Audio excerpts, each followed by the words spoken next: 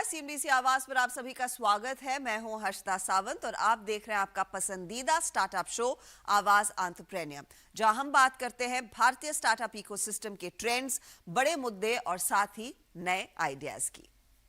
शौकिया तौर पर सोशल मीडिया पर कंटेंट को एक सक्सेसफुल बिजनेस का रूप लेने में आजकल ज्यादा समय नहीं लगता और एक बहुत ही छोटे स्केल पर शुरू करने वालों को भी कई सारे लाखों की तादाद में दरअसल व्यूज मिल जाते हैं और करोड़ों के सब्सक्राइबर्स होते हैं। यूट्यूब और इंस्टाग्राम की पहुंच इतनी बढ़ चुकी है कि देश के टॉप कंटेंट क्रिएटर्स किसी सेलिब्रिटी से कम नहीं हैं। और आज एक ऐसे ही यूट्यूबर को आज हम आवाज एंटरप्रेन्योर के मंच पर लेकर आए हैं, जिन्होंने लॉकडाउन में हमें खाना बनाना सिखाया और आज अपने YouTube चैनल के साथ अपना बिजनेस वेंचर कविता's किचन मसाला मिक्स भी चला रही हैं।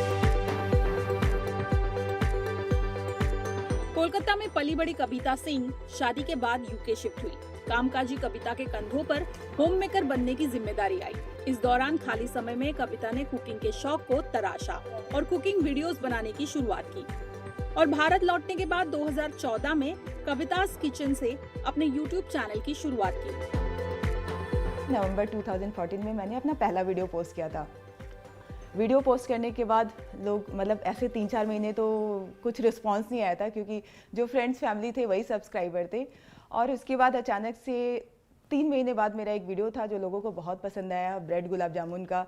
और उसके बाद मेरे चैनल पे जो ग्रोथ था वो आने लगा। लोग मेरे चैनल पे आने लगे और बोलने लगे कि आप जो रेसिपी बताते हो, समझाते हो, बहुत ही यूज़फुल है। कुकिंग का फ्लेम कितना रखना है, मसाला कितना डालना है, कितनी देर पकाना है, ये सारी चीज़ें उनके लिए यूज़फुल था जो कुकिंग में नए हैं। तब मुझे ध्यान आया कि लोग ये देखना चाहते हैं कि एग्जैक्ट कुकिंग का जो ट्यूटोरियल है वो कैसे होता है। तो बारीकियों पे मैंने ध्यान दिया। जब भी मैं कुकिंग वीडियो बनाती थी तो हर चीज़, हर स्टेप सारे फॉलो करती थी और सारा लिख के रखती थी कि जब मैं वीडियो में वॉइस ओवर करूं या लोगों को समझाऊं तो एक एक चीज़, ताकि अगर जो कुकिंग कभी नहीं किया वो भी उस चीज़ को बना सके।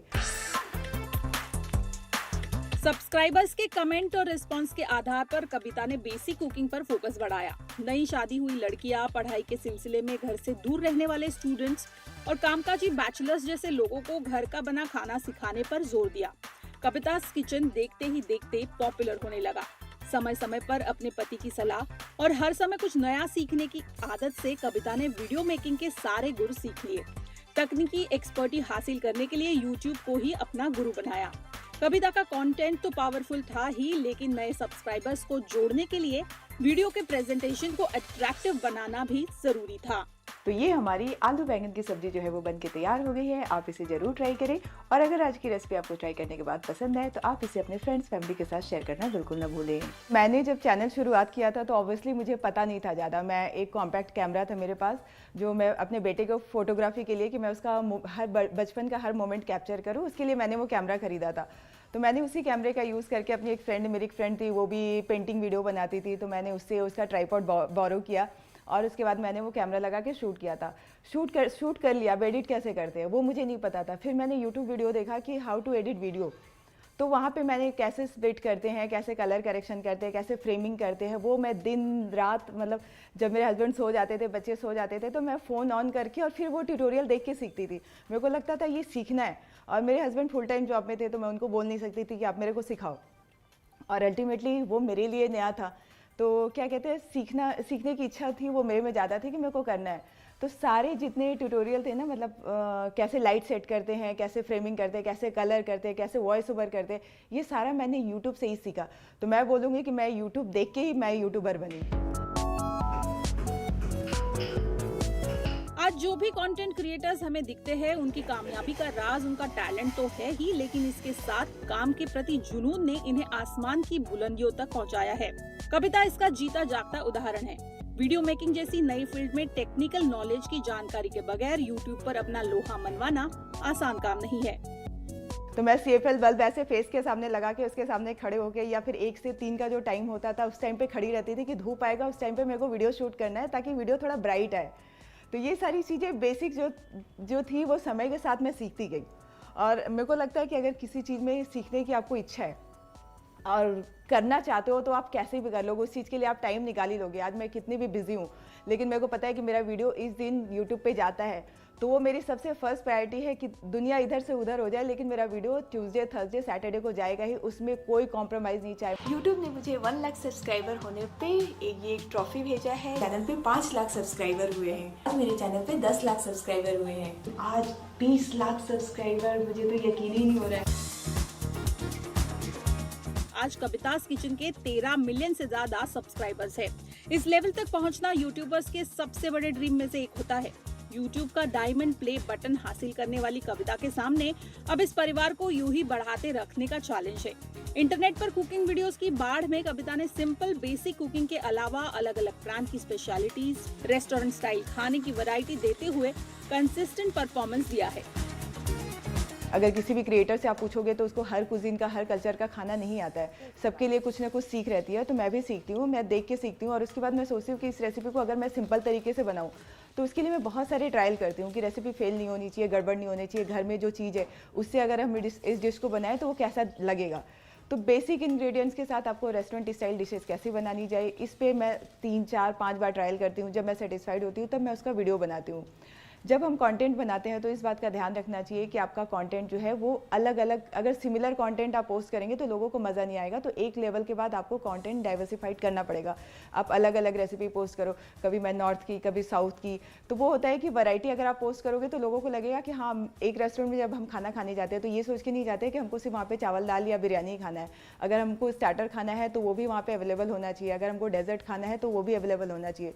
तो हमारा जो चैनल है वो एक रेस्टोरेंट जैसा ही रहता है, या एकेडमी मान लीजिए, जहाँ पे आपको सारी वैरायटी होनी चाहिए।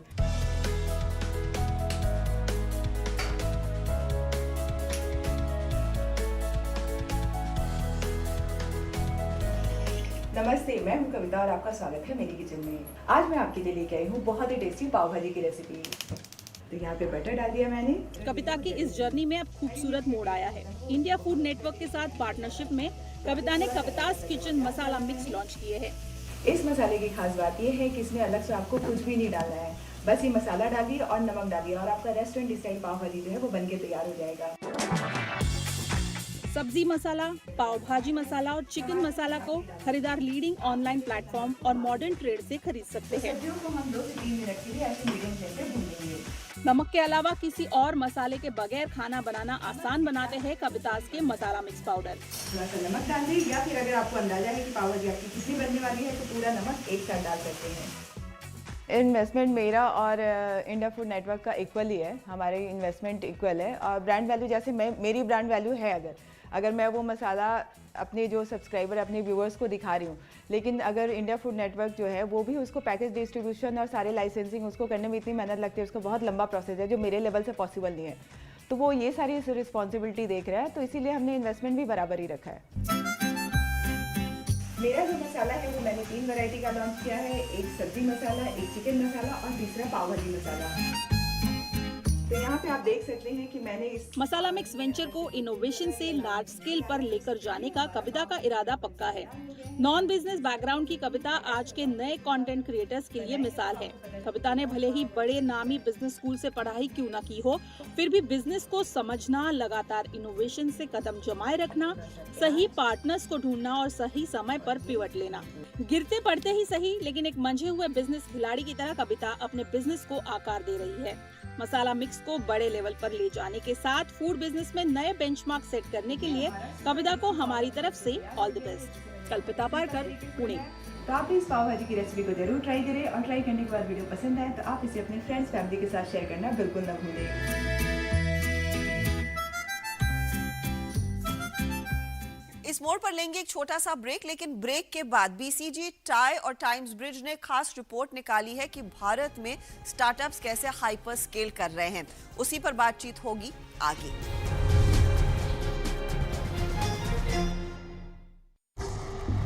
तेरा नाम गूंजेगा तो उठेगा एक तूफान, हिलेगी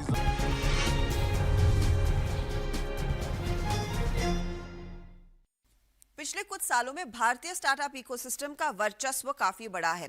ग्लोबल रैंकिंग की बात करें तो भारत अब तीसरे पायदान पर है इकोसिस्टम ग्रोथ के लिहाज से। और क्यों ना हो, क्योंकि 100 से ज्यादा यूनिकॉर्न्स इस मार्केट में हैं। माइलस्टोन वैल्यूएशंस पर कई कंपनियों ने दरअसल फंड रेज किया है और साथ ही साथ इस सक्सेस जर्नी में 40,000 से ज्यादा एक्टिवली स्टार्टअप्स पार्टिसिपेट करते हुए दिखाई दिए हैं। इसी तेज ग्रोथ को मैप करने के लिए बीसीजी, टाइम्स ब्रिज और टाई ने मिलकर एक road to hyper scaling in India report जारी की है। इस रिपोर्ट में लेट स्टेज स्टार्टअप्स की हाइपर स्केलिंग जर्नी में मिली लर्निंग्स को हाईलाइट किया गया है। लेकिन उससे ज्यादा यहां से आगे का राह क्या रहेगी, सिलसिला कैसे बढ़ता दिखाई देगा, उस पर भी खूब बातचीत हुई है। इन्हीं फाइंडिंग्स पर बात करने के लिए मेरे साथ आज दरअसल बॉस्टन कंसल्टिंग ग्रुप के पार्टनर सिद्धार्थ मदान मेरे साथ जुड़ रहे हैं इसी पर डिटेल में चर्चा करने के लिए। सिद्धार्थ, शुक्रिया हमारे लिए समय निकालने के लिए। मैं इनफैक्ट डिटेल में पढ़ रही थी आपकी रिपोर्ट और इस समय हमने देखा है कि वेंचर फंडिंग जो है स्पेशली 2022 में करीब 40% घटी है owing to the global situation और 18 में से 100 में से 18 स्टार्टअप्स ही हैं जो शायद प्रॉफिटेबल हैं। लेकिन जो हाल ही का एलिमेंट निकल कर आया, सिलिकॉन वैली बैंक का फेल होना, जिस पर हमने काफी चर्चा भी की है इस चैनल पर, वहां से डर ये बैठता हुआ दिखाई दिया था कि क्या जो स्लो डाउन 2022 में था वो एक्सटेंड होता हुआ दिखाई देगा और ऐसे में भारतीय स्टार्टअप्स का हाल क्या रहेगा। मैं आपसे सबसे पहला सवाल ये पूछना चाहूंगी कि इस तरह के एनवायरनमेंट में कुछ कंपनियां हैं जो कमर कस के बैठी हैं, कुछ सोच रही है क्या यहाँ पर मौका है अपने बिजनेस को स्केल करने का, जो स्केल करने पर विचार कर रहे हैं। इस तरह के एनवायरनमेंट में क्या उनके लिए वाजिब है, सूटेबल है स्केल के बारे में सोचना? बिल्कुल। मेरे हिसाब से जो हमें ग्लोबल लेवल पर वॉलेटिलिटी दिख रही है, अगर हम बाकी देशों से कंपेयर करें तो इंडिया काफी स्ट्रॉन्ग पोजीशन में है। एंड ये आगे भी देखा जा रहा है कि भारत के फंडामेंटल्स काफी काफी स्ट्रॉन्ग है, तो ये ग्रोथ अपॉर्चुनिटी भारत के पास हमेशा रहेगी। भारतीय स्टार्टअप्स के लिए ये एक अच्छा मौका है टू ग्रो फास्ट। अगर हम देखें तो पिछले साल कुछ 100 से ऊपर नए फंड्स लॉन्च हुए थे जो इंडिया फोकस्ड ही हैं, तो बहुत सारा व्हाट जो हम ड्राई पाउडर कहते हैं या जो फंडिंग अवेलेबल है स्टार्टअप्स के इन्वेस्टर्स के पास, वो काफी ज्यादा है और काफी ज्यादा भारत में इन्वेस्ट होगी आने वाले कुछ सालों में। सो ये अच्छा मौका है भारतीय कंपनीज के लिए आगे बढ़ने का, स्ट्रॉन्गर इस फेज से बाहर निकलने के लिए। मुझे बताइए, लेकिन अगर कोई फाउंडर है और जो आपने बात की है अक्रॉस द स्पेक्ट्रम इन्वेस्टर्स से end of course established founders से, उनकी तरफ से क्या बयान आते हैं या फिर क्या सलाह आती है फाउंडर्स को अपने आप को किस तरह से तैयार करना चाहिए इस अनिश्चित काल में बिजनेस को स्केल करने के लिए? देखिए, अगर हम एक लंबे पिछले 5-6 साल को देखिए तो जो पिछले 2 साल थे वो कुछ हद तक स्टैंड आउट करते हैं, अलग दिखते हैं। पर अगर हम आज जहाँ खड़े हैं, ऐसा नहीं है कि फंडिंग नहीं हो रही है, ग्रोथ अभी भी हो रही है, फंडिंग भी अभी भी मिल रही है कंपनीज को।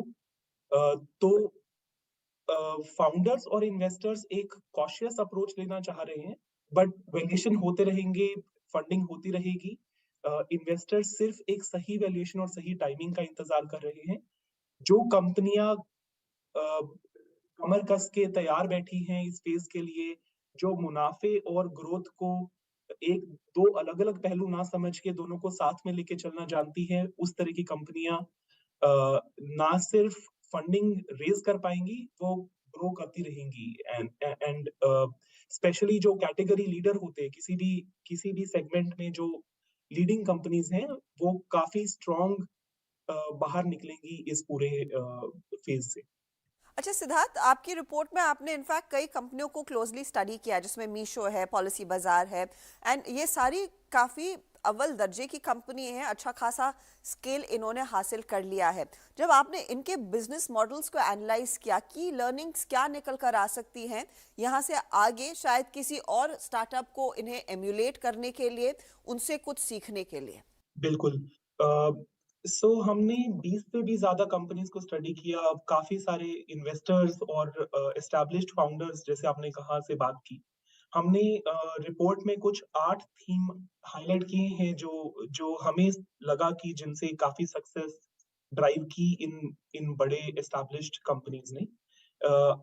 मैं सबके बारे में तो बात नहीं करूंगा, बट अगर एक दो एग्जांपल ले सकूं तो आपने मीशो का नाम लिया। सो बहुत सारी कंपनी इंडिया में पॉपुलेशन का बड़ा होना, टियर 2 टियर 3 सिटी में बहुत सारा डिजिटल ड्राइव होना, काफी सालों से कहा जा रहा है कि बहुत सारी ग्रोथ इस नेक्स्ट बिलियन से आएगी, पर बहुत कम कंपनी है जो टियर 2 टियर 3 सिटीज में जाके सक्सेसफुली मॉडल बना पाई है। जो हमने सक्सेसफुल मॉडल्स को स्टडी किया है उसमें एक चीज जो उभर के आती है वो ये कि आपको कस्टमर को समझ के उनके अराउंड, उनकी नीड के अनुसार एक सही मॉडल डिजाइन कर पाना, एक ट्रू इनोवेशन क्रिएट कर पाना बहुत ही जरूरी है। जैसे मीशो ने शुरू किया था एक रीसेलर मॉडल से, जहां पे उनका फोकस पूरा का पूरा उन कस्टमर पे था जो आज अभी ई कॉमर्स पे नहीं खरीद पा रहे हैं, जिन्हें थोड़ी मदद चाहिए, तो एक रीसेलर, एक लोकल उनकी मदद कर पा रहा था। एक बहुत ही इनोवेटिव सॉल्यूशन था उस कस्टमर तक पहुंचने के लिए जो आज ई कॉमर्स को, डिजिटल ई कॉमर्स को नहीं लेवरेज कर पा रहा है। तो वहां से शुरू करके आज मीशो मार्केट प्लेस मॉडल पे भी जा रहा है। वही कस्टमर्स जो पहले नहीं थे इतने डिजिटल सेवी, आज ऑनलाइन जाके खुद शॉपिंग कर पा रहे हैं। तो इस तरह से कंपनीज जिन्होंने जाके सच्चे दर पे इनोवेशन की है, एक अलग बिहेवियर एस्टैब्लिश किया है, वो कंपनी अपने आप को काफी स्ट्रॉन्ग पोजीशन में पा रही है। रिपोर्ट में काफी और एग्जांपल हैं। काफी बार हम हाइपर स्केलिंग के लिए ये भी देखते हैं कि बहुत ज्यादा इन्वेस्टमेंट कर देती हैं कुछ स्टार्टअप्स। एक और अच्छा एग्जांपल जो मेरे माइंड में आ रहा है इसकी, ऐसा नहीं है कि आपको सब कुछ खुद करने की जरूरत है, आप अपने आसपास का इकोसिस्टम कैसे लेवरेज कर पा रहे हैं, इससे बहुत ज्यादा फर्क पड़ता है। अगर हम SaaS कंपनीज की बात करें तो iCertis जो एक SaaS कंपनी है, उन्होंने काफी अच्छी पार्टनरशिप्स बहुत जल्दी क्रैक की। माइक्रोसॉफ्ट जैसे लीडिंग सॉफ्टवेयर प्लेयर ले लीजिए, या सर्विसेज साइड पे एक्सेंचर या other Indian IT services type के प्लेयर ले लीजिए, उन्होंने काफी सारी पार्टनरशिप क्रैक करी और उन पार्टनरशिप के थ्रू उन्होंने बहुत एस्टैब्लिश्ड B2B सेलिंग इंजन को टैप कर लिया, जो अगर वो खुद करने जाते तो उन्हें बहुत साल लगते। By leveraging this ecosystem, they managed to just very successfully hyperscale. तो जैसे हम आगे देखते हैं, सो इट्स ऑल्सो अबाउट कितने आप क्लोजली अपने पार्टनर्स को करीब रखते हैं, कितना आप करीब रहते हैं उस मार्केट से जिसे आप एड्रेस करना चाहते हैं। मैं आपसे एक और चीज़ पूछना चाहूँगी, क्योंकि हम इस समय हम नहीं जानते कि आगे क्या होगा, कि अगला कौन सा बैंक फेल होगा नहीं होगा, वी रियली डोंट नो। डर यही है कि अगर ब्याज दरें और बढ़ जाती है अमेरिका में, तो अमेरिका से फंड रेज करना मुश्किल रहेगा, लेकिन भारतीय फंड्स के पास पर्याप्त पैसा है। लेकिन इस समय अगर कोई फंड रेज के लिए उतर रहा है, आपकी रिपोर्ट ये मेंशन करती है प्रॉफिटेबिलिटी पर फोकस करें, लेकिन क्या यहाँ पर अब रियलिस्टिक वैल्यूएशंस पर भी कंपनियों को उतर आना चाहिए? क्योंकि बहुत हाई फ्लाइंग वैल्यूएशंस हमने देखे थे पोस्ट 2020, क्योंकि डिजिटल स्पेंड उतना ज्यादा बड़ा था, हर कोई डिजिटल एरा में या फिर इस डिजिटल रेवोल्यूशन का हिस्सा बनना चाह रहा था। उस लिहाज से वो वैल्यूएशन में थोड़ी सी सैनिटी आना कितना इंपॉर्टेंट रहेगा? बिल्कुल। अगर हम पब्लिक इक्विटीज में भी देखें तो हमने काफी करेक्शन पिछले कुछ महीनों में देखा है। वैसा ही करेक्शन प्राइवेट इक्विटी में भी देखना जायज ही है। जैसे कि लेट स्टेज कंपनीज की बात की जाए तो काफी सारी कंपनीज हैं जिन्होंने पिछले 1-2 साल में काफी फंडिंग ऑलरेडी उठाई हुई है। They are sitting on good cash pile. तो यहाँ से ये बहुत जरूरी है कि आप जो अपना आने वाला पीरियड है, आने वाला रनवे है, जितना आपका मंथली बर्न है, उसे आप कैसे कम से कम कर सकते हैं या कितना प्रॉफिटेबिलिटी की तरफ पुश कर सकते हैं, बहुत जरूरी रहेगा, ताकि आपको कम से कम एडिशनल फंडिंग की नई फंडिंग उठाने की जरूरत पड़े। क्योंकि वैल्यूएशन करेक्शन तो काफी जरूरी है इस मार्केट में। पर ऐसा नहीं है कि कंपनीज वैल्यूएशन नहीं पिक करेंगी। हम पिछले इनफैक्ट एक हफ्ते में देखें तो भी कुछ काफी बड़ी लेट स्टेज कंपनीज ने काफी साइजेबल फंड्स रेज किए हैं, एंड वो चलता रहेगा। इनफैक्ट अगर आप ब्रॉडली मुनाफा और ग्रोथ साथ में लेके चल रहे हैं एज अ कंपनी, अगर आप कैटेगरी में, अपनी कैटेगरी में एक स्ट्रॉन्ग प्लेयर हैं, ये अगले 1-2 साल में आपके पास एक काफी अच्छी अपॉर्चुनिटी है कि आप अपनी जो लीड है, जो आप आगे हैं अपने कंपटीशन से, उसको आप बहुत स्ट्रांगली एस्टैब्लिश कर सकते हैं। एक कंपनी जिसके पास काफी सॉलिड अपॉर्चुनिटीज है, एक पाथ टू प्रॉफिटेबिलिटी है, एक रास्ता आगे दिख रहा है ग्रोथ और करने का, उन कंपनीज को सही वैल्यूएशन पे फंड्स उठाने में हिचकिचाना नहीं चाहिए। हमने पिछले काफी मैं इस फेज को फंडिंग स्लो डाउन को क्राइसिस नहीं कहना चाहूंगा, पर अगर हम काफी एक्सट्रीम क्राइसिस भी देखें 2000 वाला या 2008 वाला, तो भी हमने देखा है बार बार कि जो कंपनीज उनसे निकल के बाहर उभर कर आती हैं वो काफी ज्यादा स्ट्रांग रहती हैं और they actually take a very big market share. So जिस तरह से मैं इस मार्केट को देख रहा हूँ, इंडिया काफी स्ट्रांग पोजीशन में है, इंडियन स्टार्टअप्स अच्छा कर रही हैं, तो as long as profitable growth को चेज किया जाए, this is a very very very good time to grow for Indian startups. Siddharth, बहुत बहुत शुक्रिया हमारे लिए समय निकालने के लिए। It's been a pleasure speaking to you. Thank you for getting me here. चलिए, इसी के साथ आवाज एंटरप्रेन्योर में हम भी आपसे लेंगे इजाजत। आपको हमारा शो कैसा लगा, इसका फीडबैक आप हमें जरूर दें। ट्विटर, इंस्टाग्राम, फेसबुक पर हम हाजिर हैं। अगले हफ्ते फिर मुलाकात होगी। Goodbye, take care.